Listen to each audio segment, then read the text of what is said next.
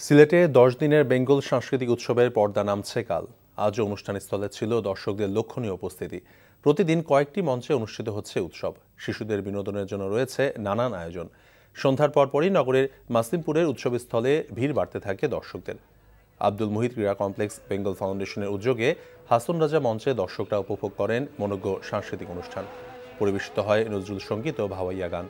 কাল অনুষ্ঠানের শেষ দিনে উপস্থিত থাকবেন রবীন্দ্রসঙ্গীত শিল্পী রেজওয়ানা চৌধুরী বন্যা, লোকসঙ্গীত শিল্পী শফি মণ্ডল সহ দেশ বরেণ্য শিল্পীরা। প্রতিদিন মধ্যরাত পর্যন্ত চলছে বেঙ্গল সাংস্কৃতিক উৎসব।